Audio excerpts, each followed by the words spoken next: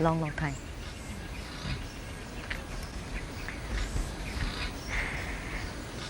Olivia's grandmother, Lum Yok, was not a blood relative. Olivia was, in fact, adopted from the local hospital, where she began life disadvantaged, an orphan, abandoned at birth by her biological parents. The first angel, I suppose, in my life was my grandmother, because I suppose without her adopting me from the hospital, I would not have been what I am today. You just can't imagine if I ended up in some other family whom you do not have any love. The positive influence Olivia's grandmother had on her in those early years was to be the foundation of her future achievements. In primary 1, I was very weak. I could not join PE class. And I told my grandmother, I wanted to be healthy. And my grandmother said, you can do it.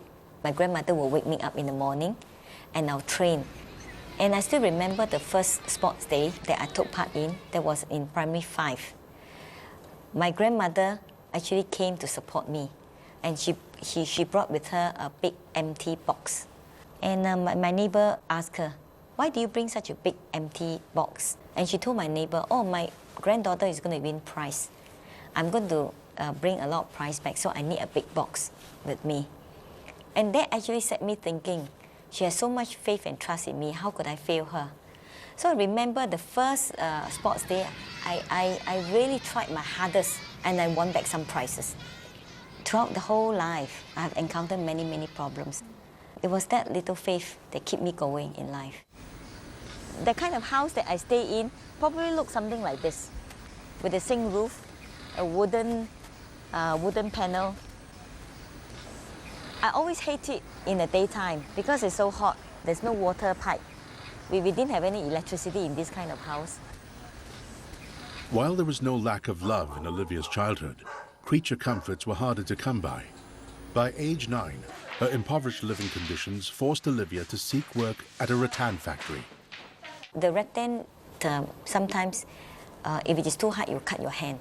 And especially when you're so young, you really have to pull very hard in order to make the school bag very tight. Otherwise, the school bag rejected, you don't get to earn the money. Every school bag you make, you earn 15 cents Malaysian cents. The first time I received was a $5 note. I came back, I took the $5 note, I ironed it. And after I ironed it, I put it in between my textbook. And when I went to school, I flipped open my textbook and looked at the $5 many times. And then after that, I gave it to my grandmother, because it was so rare to see a $5 note. But it soon became apparent that working long hours for a paltry sum of money was not the answer. Poverty in the village was a vicious cycle. Generation after generation, they were living in a poverty. And every morning when you woke up, you will hear cries, you will hear parents beating their children, you will hear quarrels everywhere.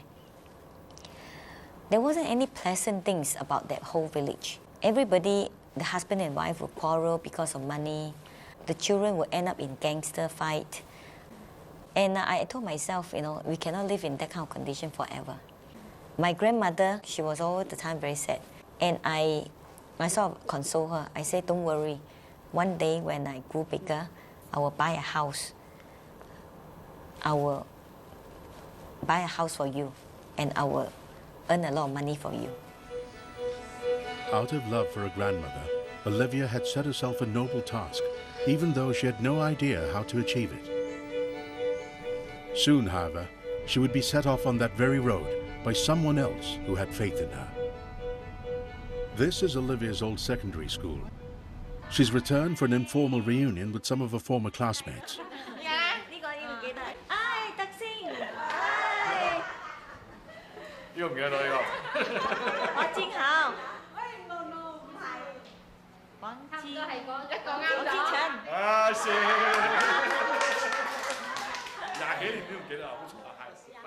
Olivia was one of those students the teachers always remembered for all the right reasons. I know she was a very brilliant person, very brilliant. She didn't need to study, I think. She just listened to you while you taught her. Then after that, everything will be inside here. She was really brilliant, and she was one of the top students. 哇，你 Chinese 这么厉害呀，拿去呀！你看我拿多少？4嘞，你看。来看我的多少。The teachers and the principals were the people whom I look up to very much, because they can give me knowledge. They can teach me how I should go. My form teacher who keep encouraging me, who was a mentor to me. 我记得好像是他有问我了，他说为什么人有些是穷人，有些是富人呢？为什么有这个区别啦？那时候我说这个区别呢，就是说靠读书咯，功课好，将来出来找事情容易做。That actually sets me thinking that, okay, I'm very determined. I want to be very good in my schoolwork. I want to make it in life. Doing well in school was clearly a way out of poverty for Olivia. She worked hard and became an exceptional student. Her achievements caught the attention of the school's vice principal, and he was to make all the difference to the direction Olivia's life would take. She was quite outstanding in her schoolwork, both in the classroom and outside the classroom. That's why we pay a bit of more attention to this particular girl, because she seemed to be good in sports, good in studies.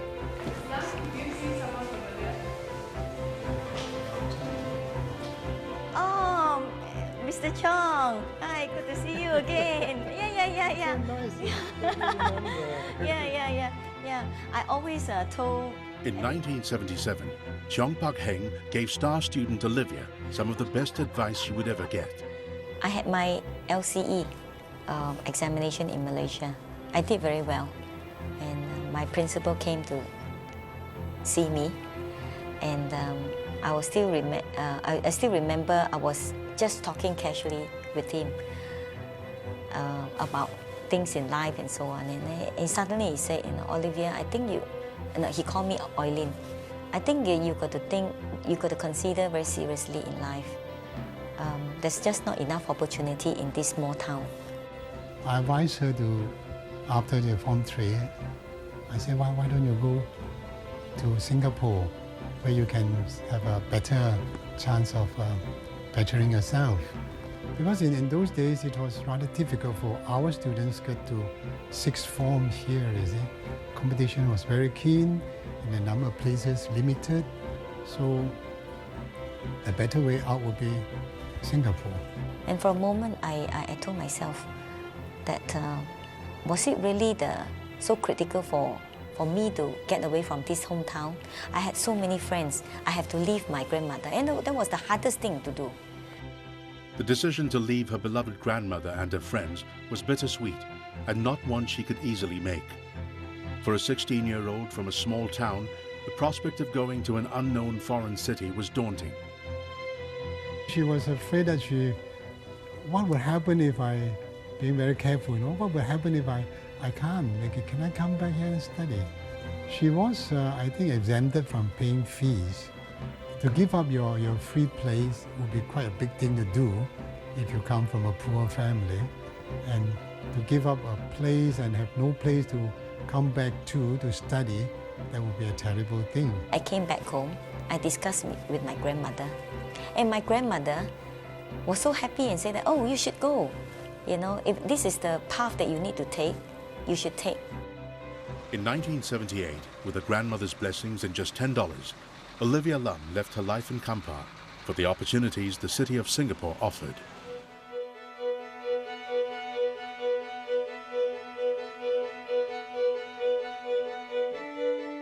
Coming to Singapore was sort of like the best choice. I was actually staring at the many stories in the People's Park, and I got stunned because I've never seen such a tall building before. So I told myself, this is the place. This is the place I'm going to make my fortune. After many rejections, Olivia finally found a school that would admit her. She worked hard to get good grades and gained admission to one of Singapore's top junior colleges. Things seemed to be going well for Olivia in her new home until news came of her grandmother's failing health. Actually, after I left, she fell very ill.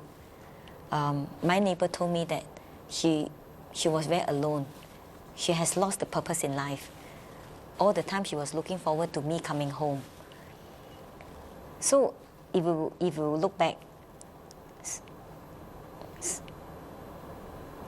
sometimes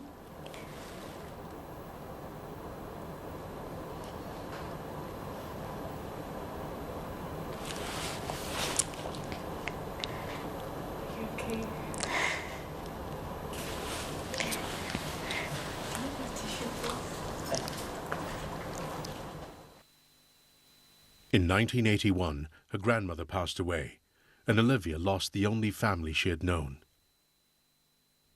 Determined that her late grandmother's faith in her would not be misplaced, Olivia worked through her grief and entered university. Her choice of what to study would prove to be critical to her future.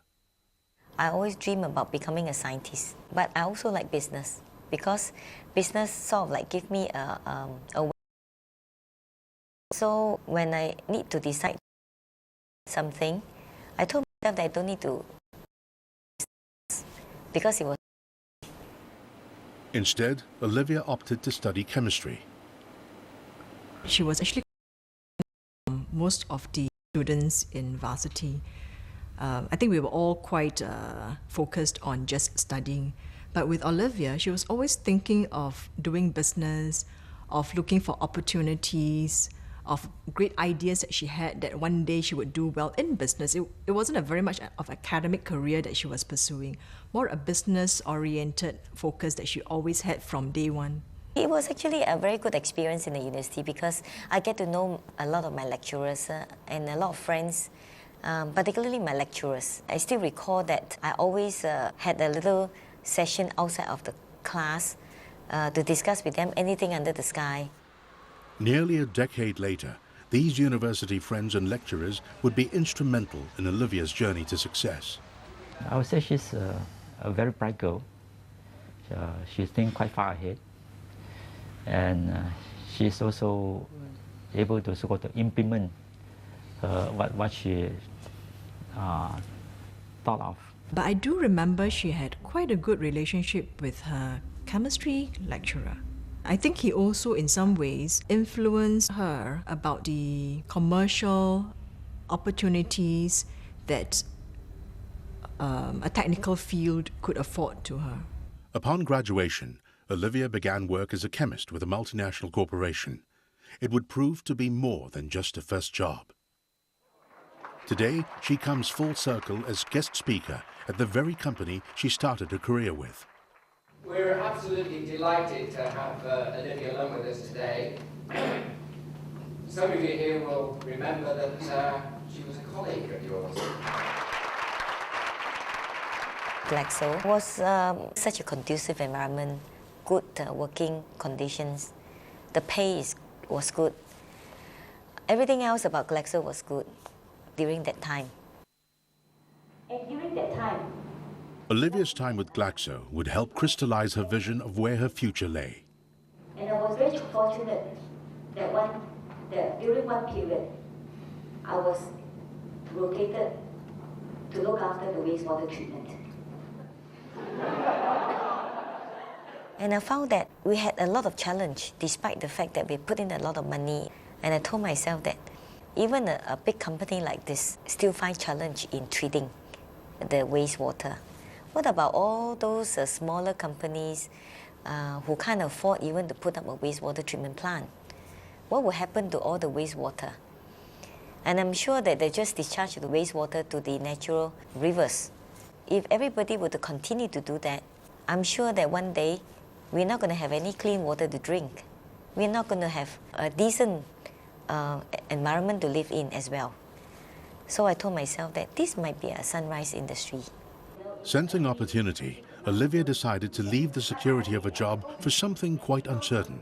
Some of them, knowing my background, would think that I had actually taken such a great risk into resigning and getting into something that I had no experience in.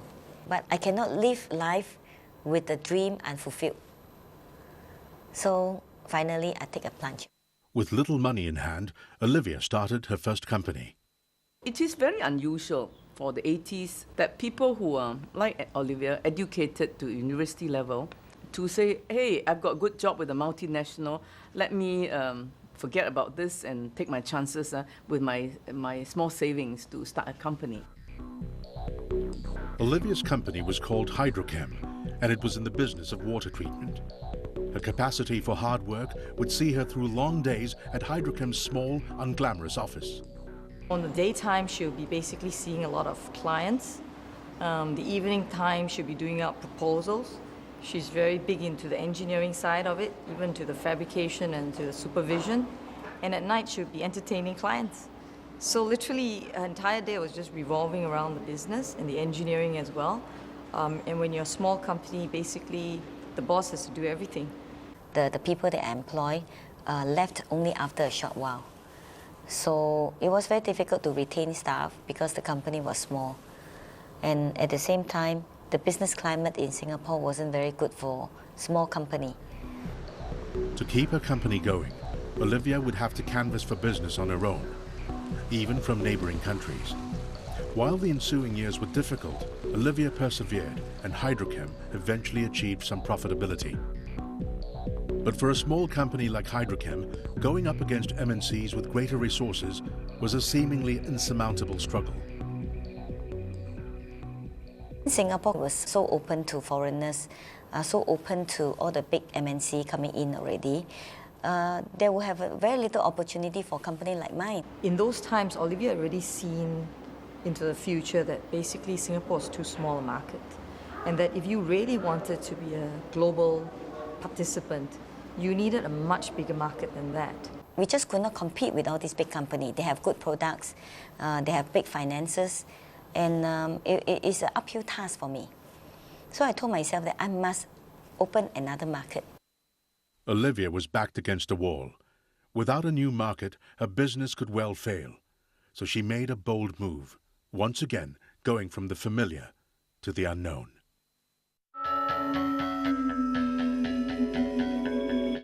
Behind the glamour of some of the world's leading fashion houses. The day before the show, we really need to listen to some music. What happens behind the scenes before the all-important runway show? Stop. Off you go. Trot, trot. Come on, everyone out. Everyone that matters is here. Let's go. Hurry up. One of the most intense and emotional moments in fashion. I am exhausted. The day before, Saturday 8:30 on SBS2.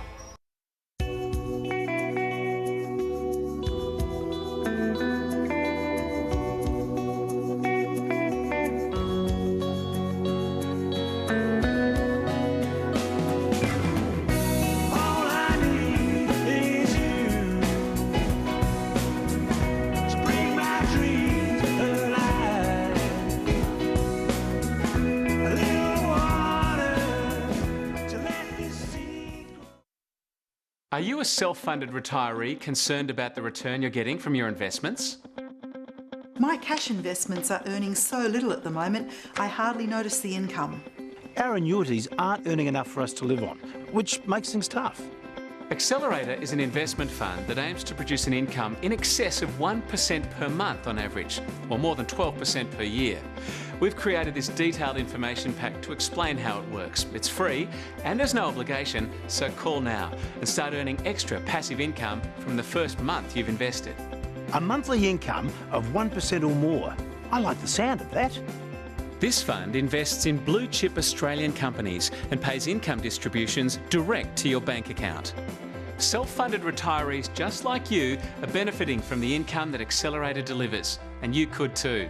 Call now for an obligation-free information pack that may make a world of difference in your retirement. Call now. Join UK entertainment legend and family man Bruce Forsyth. My family tree is probably feeling a bit tired now. As he discovers more family across the Atlantic. This is a wonderful surprise. And a great-grandfather with a very colourful past. He did have a family in England. He had 6 children. Oh my goodness. We've opened a whole can of worms. Can't believe it's come to this. Who Do You Think You Are? With Bruce Forsyth. Sunday, 7:30 on SBS1. Olivia Lum's choice of China as the new market to venture into in 1992 showed remarkable foresight.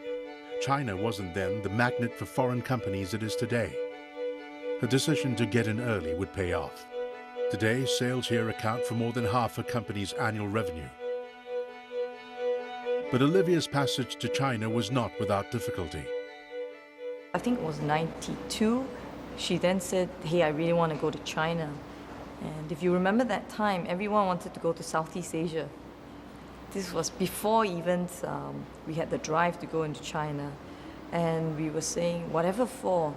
And then she said, no, when everybody is going the other part of Asia, we should look at China. You know, it's our natural market. During that time, nobody wanted to go to China.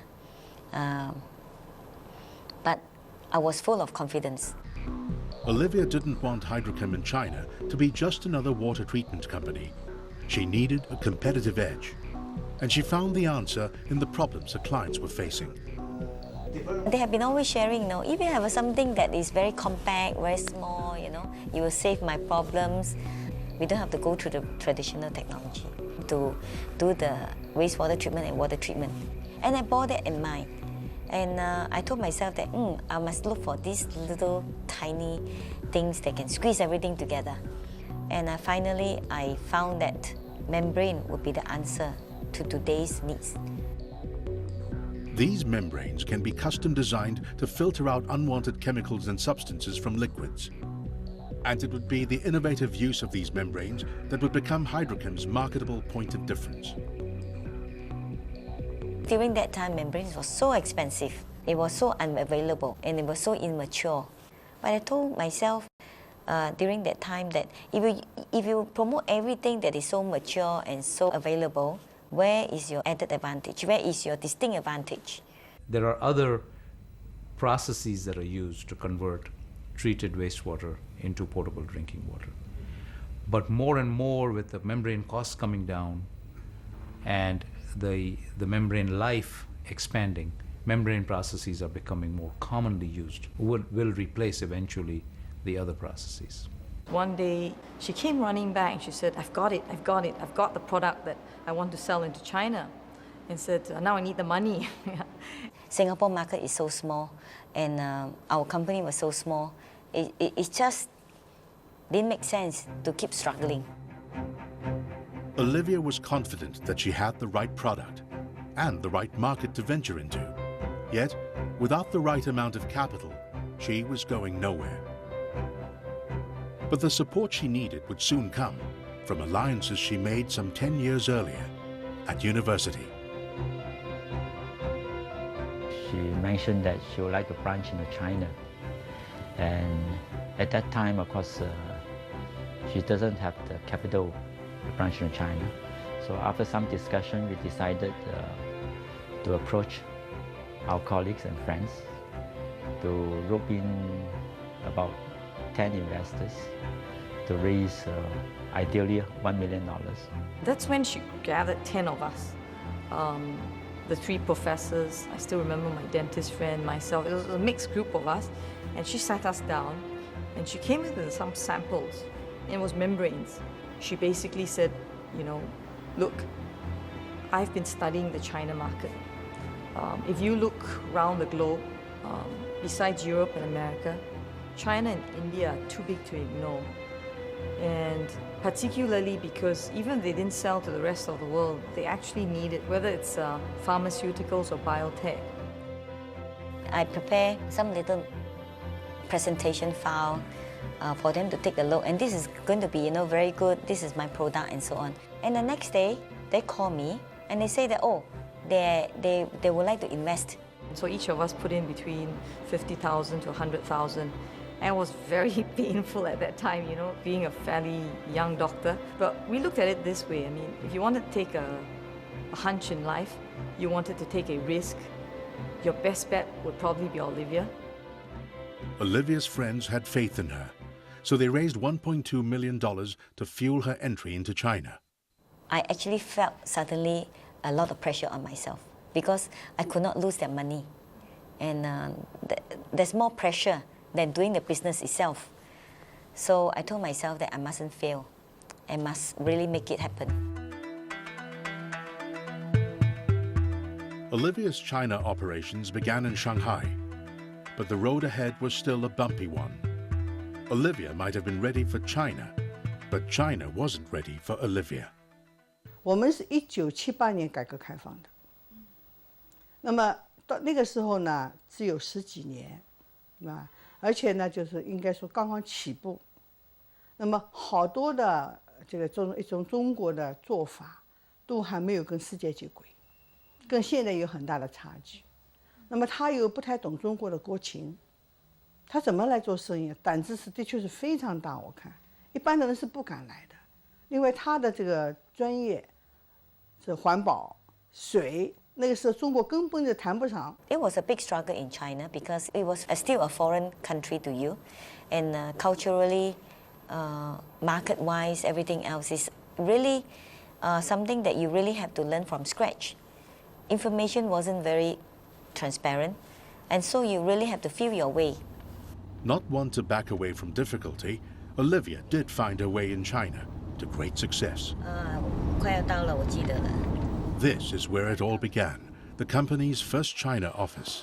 这个地方就是我们做设备，我们在做设备。我还记得冬天的时候，我们呢半夜赶那个设备，就是在这边赶。Back in 1993, the condition in Shanghai wasn't very conducive. I remember it was winter. It was so freezing cold. I was actually supervising the welding job. I had to go so close to the welding because going closer to the welding can actually give you some warmth.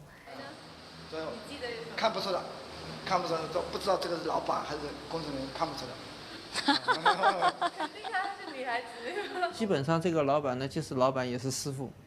刚开始招来的工人看不懂英文，那我们又这些英文这专业英文也看不懂，那他就坐在那个凳子上，就跟你一遍遍怎么解释这设备应该怎么做，怎么装。你跟他打个招呼的时候，this is the place where we stay. But it is much better now. The facilities here were really poor. We didn't have air condition. We didn't have heater. So during summer, you have lots of mosquitoes, and during winter time, you really have to suffer a lot of cold. And when I first came here, I remember that we pasted our employment advertisement on the lamppost. And to my surprise, the first interview, we saw about more than 500 people turn up. My first employee, Ge Wenyue, was among those engineers that came forward. And I remember when I came here, it was summer. It was one of the big culture shock for me. They came with the shorts, and I came with slippers, and and they were engineers. And when they interview halfway through, they could actually took out their towel, and they keep wiping their neck, wiping their hand. 刚开始进去的时候有点惊讶，倒不是惊讶个女老板，而是惊讶这老板怎么这么年轻，这么漂亮。她讲话很有激情，很有感染力的。进这个公司反而薪水还更低，刚开始的时候，我原来的薪水比那个时候要高将近1倍，但是觉得这个东西很有前途。Olivia's timely entry into China was to be a major factor in her eventual success. In 1992-93, there wasn't many industries being set up, the foreign industries. But in 1995-96, we see many of the foreigners, the big MNCs, setting their factories there already. And that actually gave us a big opportunity. And they look at us as a foreign company, and at the same time, with the presence in local, they felt very comfortable. If not for the fact that we had not gone there earlier, I suppose we have missed the boat. I think Hyflux, who's now the mother company of Hydrochem, would never be what it is today if we had not gone, because all the work was done then. So what you're seeing now is actually a development of that work. Olivia had achieved what she set out to do in China, but this was just a stepping stone. Her vision for the company was much grander. Bolstered by her success in China, she now looked for bigger, more lucrative, high-profile projects. We have established ourselves in China, but we're still a very small company. We know that we can do much bigger jobs. The big ones are like municipal jobs, where you really serve the entire township and so on. Going to municipal project would then widen our market share. And therefore, we sort of said, we've got to find something related to the government, something related to municipalities. When Bird Park responded, I said, that's it. In 1998, Olivia's company won a contract from Singapore's Jurong Bird Park. It was the company's first shot at lucrative government-funded projects. The Bird Park is one of the island's main tourist attractions, and it was just the project Olivia needed to propel her to the next stage of her journey. The industries always find it so costly to turn the wastewater into potable water grade. So we started to knock on the doors of many MNCs, and we were able to demonstrate to them how much money they could save. So when I saw the mailer that came to my office, I was my curiosity was aroused because they say they promise us cost savings in water consumption and all that. So I called my project manager and said, hey, we should contact this company and find out whether they can actually deliver what they promise, The Bird Park was then using two sources of water. The first was secondary treated wastewater for watering plants and housekeeping, and the second was expensive potable water for the park's bird population. Birds are same like us, they're animals. I mean, they need good quality water. So therefore, why it was so interesting was we were able to take that sewage water, use a dual membrane method, ultrafiltration and reverse osmosis, and treat that water back up to what would be equivalent of potable drinking water. Hydrochem at the time said that the final product will be even cheaper than potable water, which is, of course, something that we want to consider. Consideration turned into a firm decision, and Hydrochem was engaged to build an on-site water treatment plant.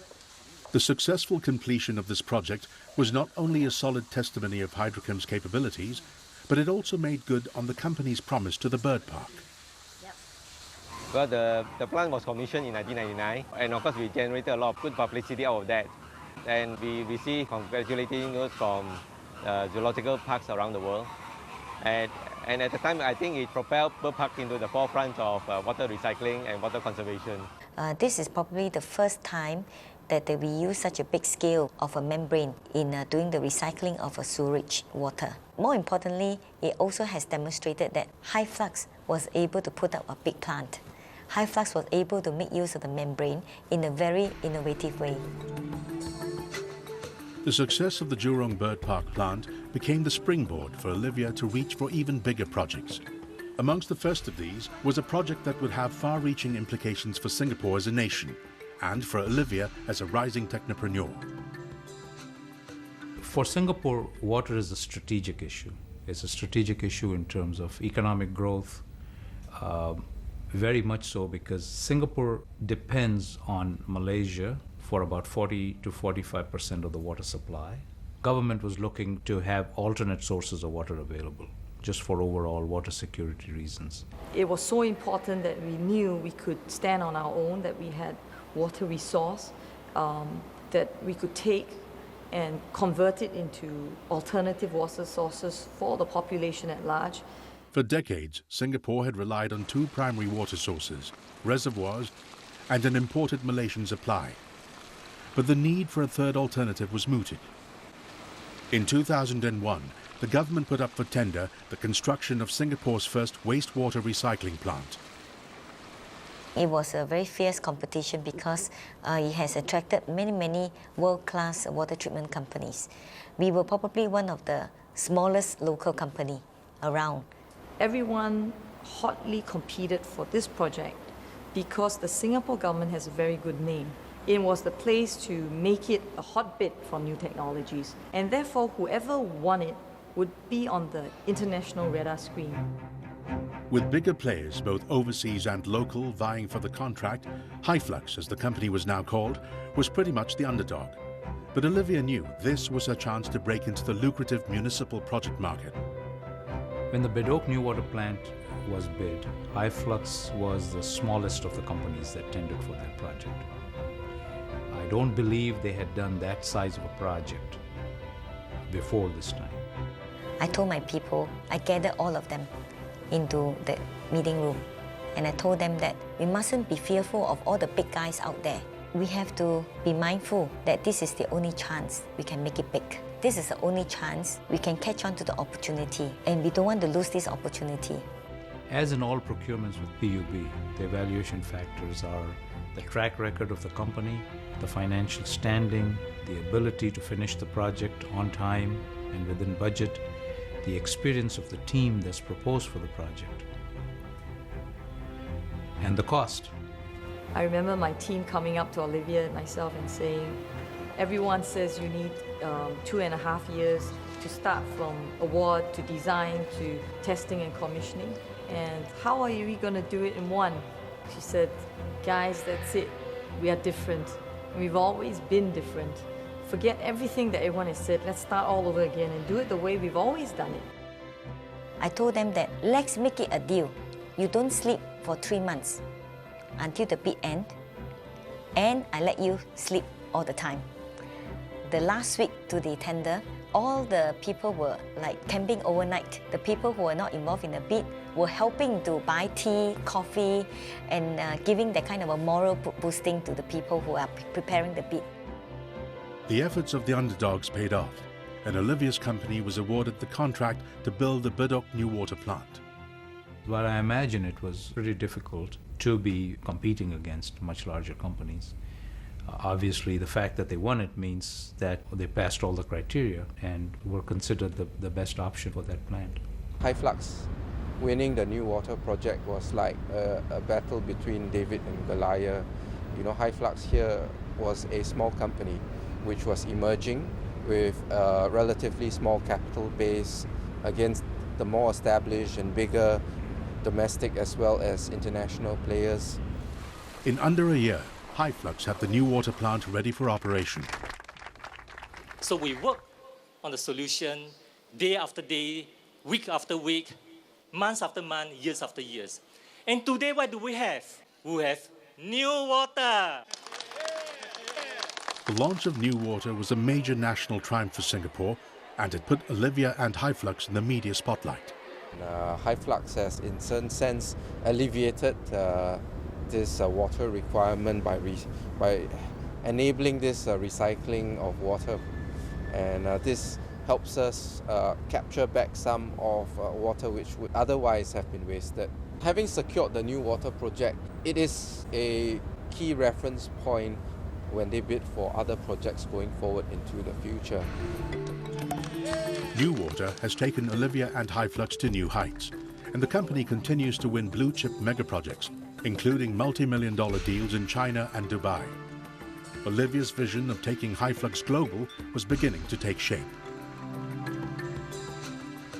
On the personal front, Olivia's leadership qualities were recognized by the nation when she was invited to serve as a nominated Member of Parliament in 2002. I, Olivia Lum, having been appointed as a nominated Member of the Parliament of Singapore. But even with these considerable successes, Olivia was not about to rest on her laurels. She would soon astonish people with another remarkable achievement.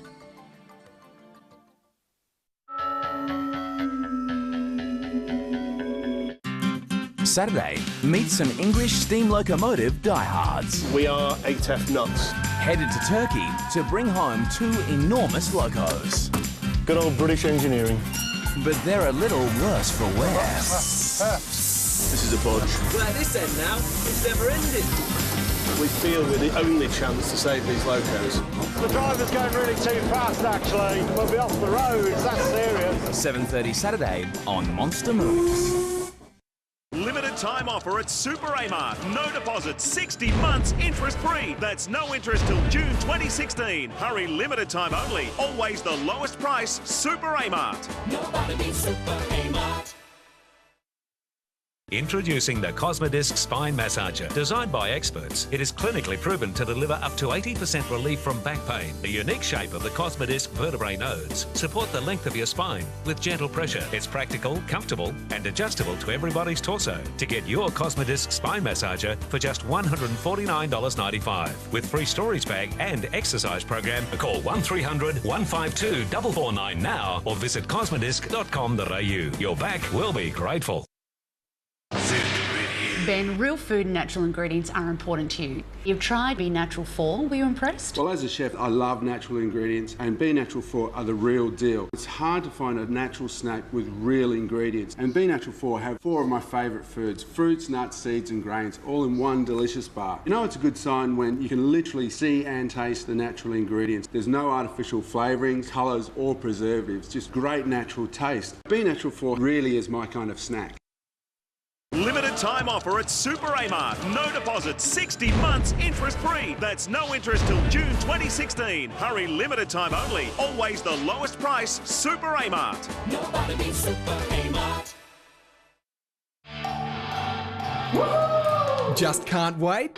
With live scores from over 40 leagues from around the world, now you've got the world of football at your fingertips. The new World Game app. Free download for your iPhone, available now. The concept may be far-fetched, but the idea itself is not so crazy. This isn't science fiction. The truth is that wormholes are all around us. Stephen Hawking reveals how time travel is possible and how it could change everything. It's the sort of situation that gives cosmologists nightmares.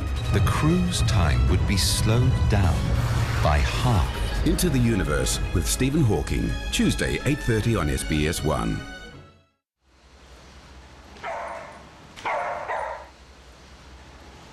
These days, Olivia lives well. Life in a grandmother's ramshackle hut without electricity and running water seemed far away. There's no doubt Olivia has arrived. But for her, there's always more to do. None of my friends likes to sit on this sofa because they know that my dog climbs on the sofa. When we first started the business, we wanted to earn money. And now we have gotten all the track record. We want to actually also work for a cause. We want to help people to enjoy the basic needs of life, which is water. She can see where the opportunities are, and she jumps on those opportunities quickly and can make decisions very fast. Why not, what next? And Olivia Sunny said, yeah.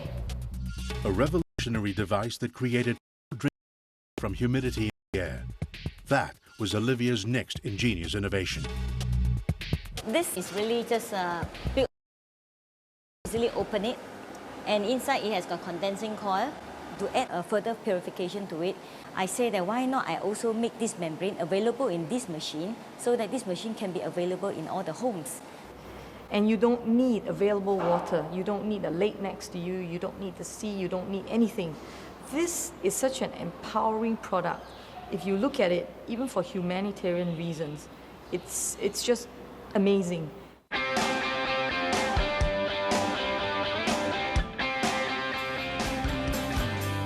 Introducing the latest technology that converts air into pure drinking water. Activate technology by Hyflux. That was the last frontier. I think that's about it. Actually, we basically took the whole concept of membranes and we applied it from wastewater to seawater to every almost conceivable form of alternative water, and finally to the air.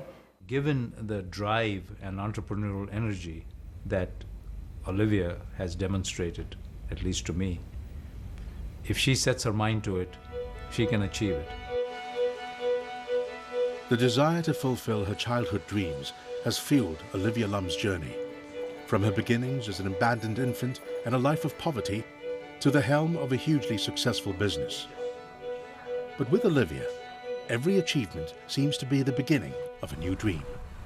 Millions of people in this world actually die of drinking unclean water. So if we can bring about a very competitive technologies to the world, we will save millions of lives. And this is something that I wish to see, that our technology will reach out to everyone in the world. No matter how poor they are, they will be able to afford this water.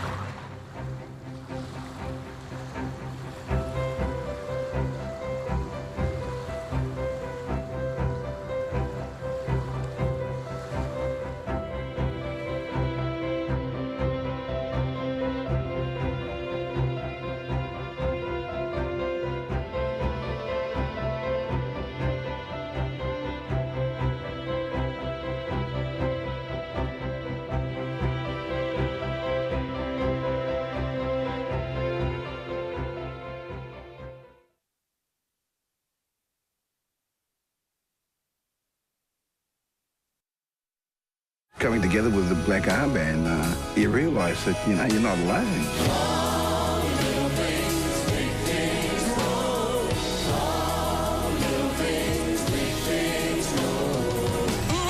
A journey into the heart of Aboriginal protest music. That ball is rolling. When they got that ball right, and that momentum is like, it's big.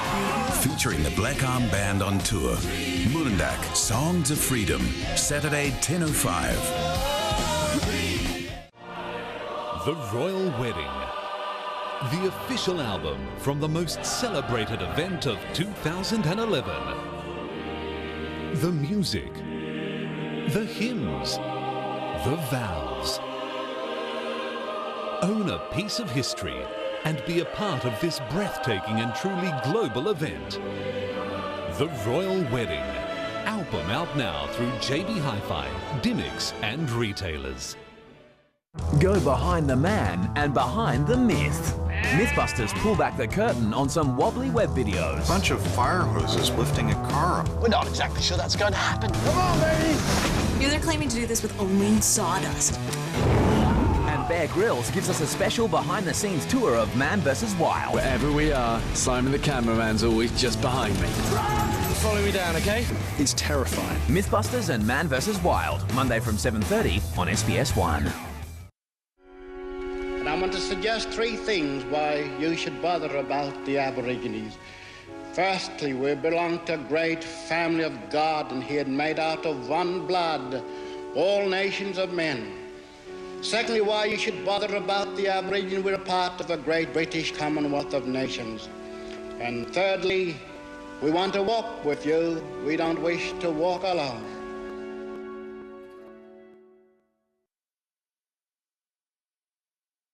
The following program has been classified M. It is recommended for mature audiences.